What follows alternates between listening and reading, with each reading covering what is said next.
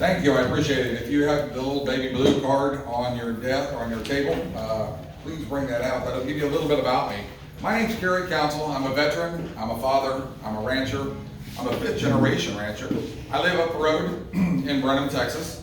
I've got about 500 acres and a couple hundred mama cows, and I've got a successful real estate business. So what qualifies me for wanting to be Texas Ag Commissioner? Well, if you've ever managed about 1,500 volunteers at any one point, they're all type A personality, and it's like herding cats, right? I've also worked at Houston Livestock Show Rodeo for the last 25 years. So when you manage that kind of type A personalities, it's everybody's going their own direction. It takes a special kind of management. But I'm an economics professor too. I teach at Blaine College. So with my economics and finance background and my experience in education and my experience in business and my experience in agriculture, I could step right into the position and take right over.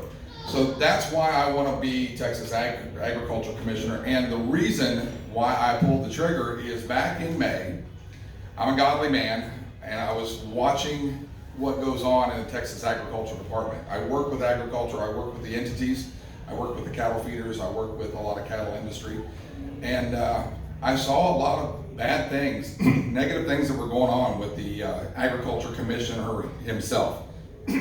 There were some charges in his department, so I started doing more research, and I found his travel budget had been cut to $1,500. He was having problems working with the legislature. He was not allowed to park in the officials' parking lot because he got in an argument with the parking manager. I mean, silly things like that. But then as I did more research, I found out there were a couple ethics violations where he was using the state airplane to go get the Jesus shot. And he had used the state airplane to go watch his own horse races. And so he actually got some ethics fines. And I just don't think that's acceptable. It's another one of those getting the swamp out of Austin. You know, it's another one of those, he's doing it for his own purpose, doing it for his own ulterior motives.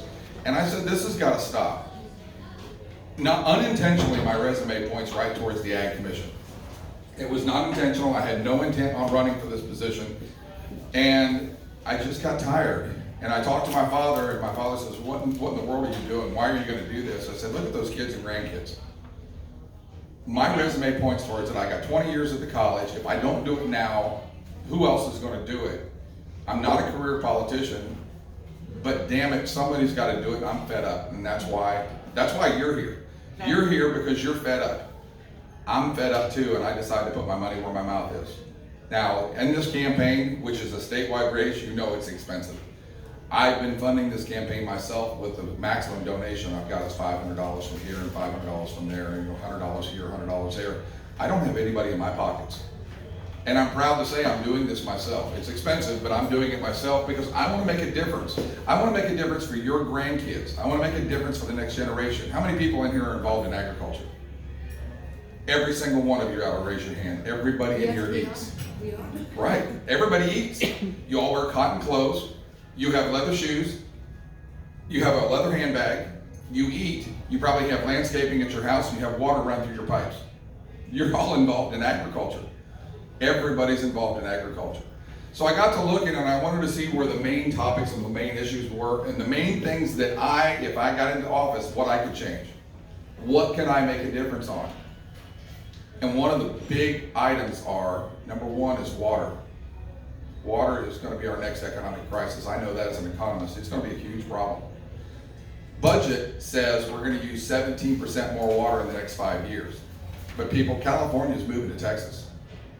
Those budgetary numbers are skewed because we have more people coming because of Elon Musk and what's happening in Van Horn and what's happening in Austin with Tesla. We have more people coming to Texas now than ever before.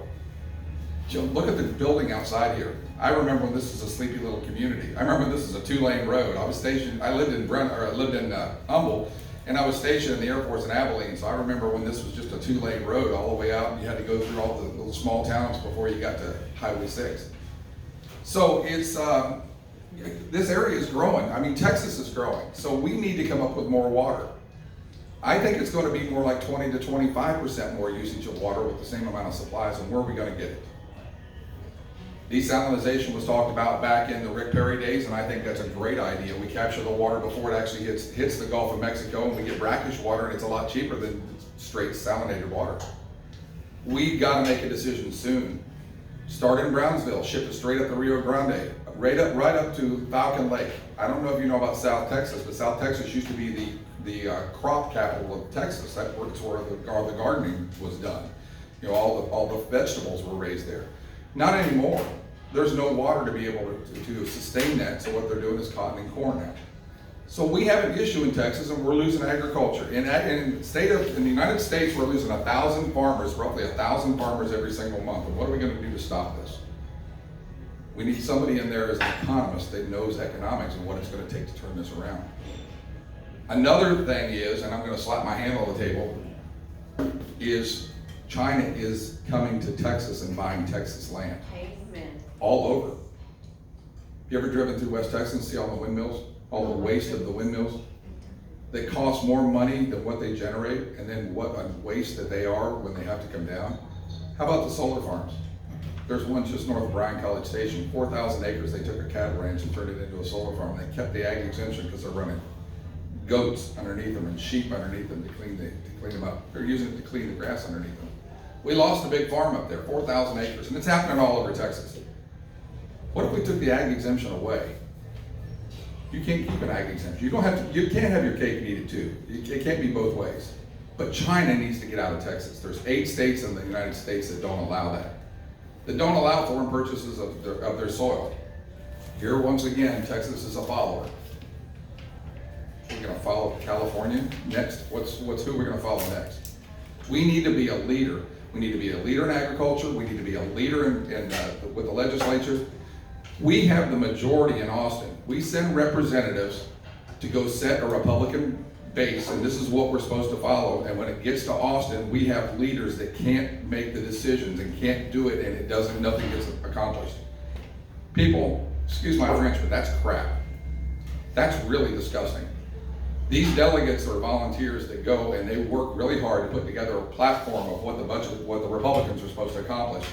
We have the majority. What's going to happen if we lose the majority?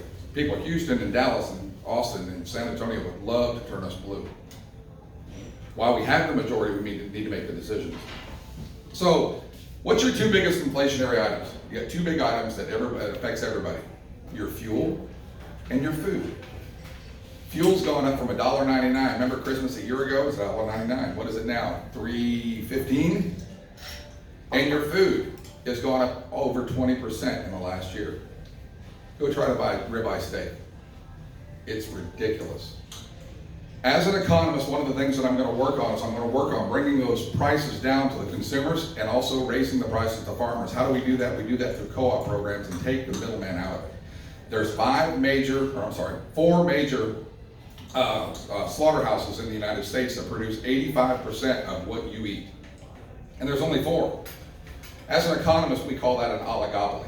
It's very similar to monopoly because there's 4 individuals that are controlling, they're colluding together, controlling what the prices are, controlling what the purchase price is, and controlling what their export price is to you, the consumer. If we create a co-op program, and I'll tell you right now, it's already being established in Amarillo area, it's going to be the largest one in the nation.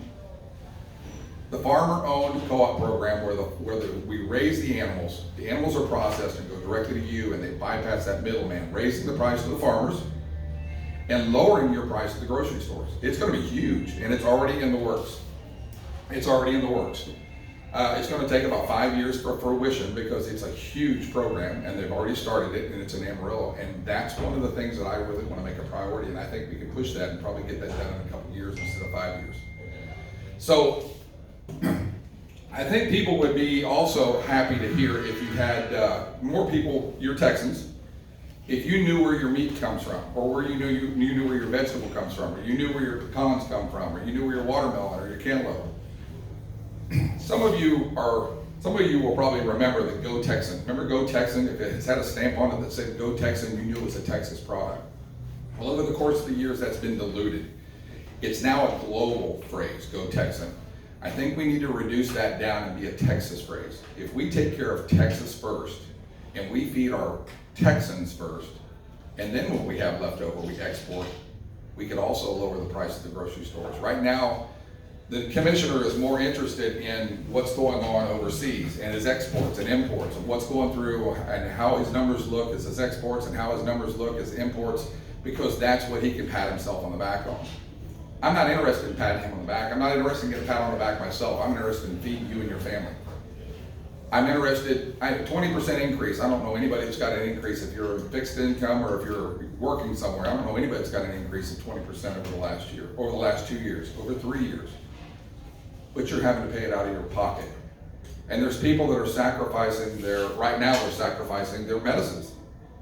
They're sacrificing going out to see their family because they have to feed their family. They're sacrificing because they've got to buy fuel. They've got to buy food to get back and forth to work. That's ridiculous. The inflation is going up.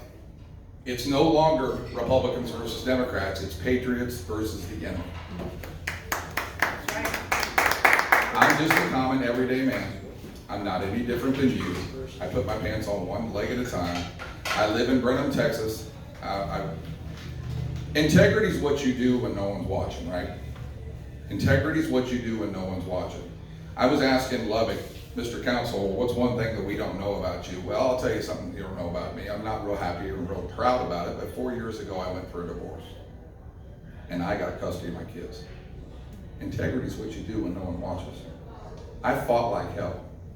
And if I fought like hell for my family, what do you think I would do for you? Because agriculture is hugely important to me. Agriculture that's my retirement. That's what I live for. The current commissioner has got a NASCAR race car out there with Texas Department of Agriculture on it. Seriously? Seriously. Look it up. There's a NASCAR, and there's a truck, NASCAR race car with Texas Department of Agriculture. The commissioner also has RFD channel. He's got a channel on there where he spends money for advertising. There's 2 advertising tools. When I got in immediately, those would be nixed, and we put that money into 4-H and FFA so we bring these kids back up here. We need to let people know these career in technology, it's not all about going to college. I'm a professor at the college, and I'll tell you, we need less people going to college. Are you ever going to hear a professor say that? We need less people going to college. We need more kids in the career in technology and these technology. We need more plumbers, we need more welders, we need more electricians. We need more workers. My son decided, he said, Dad, you're going to be disappointed, but I'm going to go to welding trade school. He's in the 2nd semester of welding trades. I said, I'm not disappointed. You're going to make more money than these kids out there who went to college. Yep. You're not disappointing me, son. I want you to be a productive citizen. I don't care what you do. My oldest son was in his 3rd year. Now, this is a little disappointing. He was in his 3rd year of college. We hit COVID and he had to come home and work on his classes at home. Dropped out of class and went and joined the Army. I'm like, son, you only had 2 more semesters to go. He said, Dad, I just can't do it online. And he says, you're disappointed in me, aren't you? I said, well, I'm disappointed that you dropped out of school, but all I want you to do is be a productive citizen. That's all we want for our kids. We want our kids to be successful. So, he's got a great gig. He's in Hawaii, so I mean, we'd love to be 23 years old with a little sports car in Hawaii. I mean, that's a great gig that he's got, so I don't feel too bad for him. But, I'm just like you, and I'm trying to make a difference. And thank you for having me. Thank you for asking me to come out. I really appreciate it. Water is our next economic crisis, and it's huge. And I really think we need to pay attention to that. We need to get China the hell out of Texas. Those are my 2 big points. Thank you for having me. Any questions? I'm kind of perplexed on your first initial comment about the Chinese coming into Texas. Yes, sir. I guess money talks. I guess what we're saying. That's exactly what it is. It's all a money deal. So they're just coming in and just opening up a checkbook for different people, and they're leasing land and they're buying land. They're buying it more than what you and I and the people from the city are willing to pay for it. If you'll Google and look around Laughlin Air Force Base, I don't remember exactly how many thousands of acres. There was thousands and thousands of acres around Laughlin Air Force Base. And one of the things that I will give kudos to Commissioner Miller, he did get it stopped where they didn't, he couldn't get it stopped to get them from buying it, but he did get it stopped where they didn't put a landing strip on it. They were wanting to put a landing strip right next to our military base. How bad would that be? But instead what they have is windmill and solar farms on it. So, and those windmill and solar farms are all subsidized. They're not self-sustaining. I don't know if you're aware of that. Anytime you see windmill and solar farms, it costs almost 3 times more than they're generating. Just so you know that. That's the subsidy on it. So it's all over Texas. And talk a little bit more about the co-op program that you mentioned. Okay, the co-op program is it's going to be one of the largest, and there's smaller ones growing all over. I saw one. There's in Marfa Meats. I just found them on the online, and they're doing processed beef as well. There's another one coming up in Amarillo, and it's going to be one of the largest of its size. And all the information's not out on it, so there's a lot of stuff I can't talk about. But it's going to be the largest processing plant, bigger than Cargill, bigger than Tyson. There's the other four, Swift and JBS. Remember JBS, where we had the Chinese came in and we had the infiltration, just like we had the pipeline infiltration. Your two biggest inflationary items, your food and your fuel, and both of those were shut down a year ago. Remember that? Do you think that's just coincidental? I'm not a conspiracy theorist, but to have the pipeline shut down and then have your food supply interrupted, I think there's something more to it. So that's what the co-op program is. Farmers can take their products directly to, when they're shipped out of the feedlot, they'll go directly to get finished out, and you won't have to go through the middleman. The middleman is the one controlling everything right now. And it's gonna be a farmer-owned co-op. And just a comment. Any other questions? Yes, ma'am, in the back. Do you have any connection to the CCP? CCP, I don't even know what the acronym stands for. Chinese Communist Party. No, I have absolutely no connection at all to the Communist Party. Absolutely not. I've been a conservative. I don't like to even call myself a Republican because there's Republicans that aren't even Republicans. Yes. I'm a conservative. I was born a conservative. I was raised a conservative. I was raised a farmer, and a handshake is worth more than anything written on paper. That's the way I was raised. If integrity is what you do when you're behind the door. If I can't give you a handshake and stand behind my word and say I'm going to do what I'm going to do, then I need to get the hell out of Dodge. One last comment. Just to dovetail off of what you had said earlier, my understanding is 2 to 3 years ago, the Chinese bought the largest pork processing plant, I believe around the Amarillo area. And having spent 11 years in West Texas and have seen what they've done to our landscape, it's just awful. But yes, they are here and they're infiltrating heavily. They are infiltrating, and there's four biggest. Can't hear the question. She asked about the Chinese and buying the processing plants.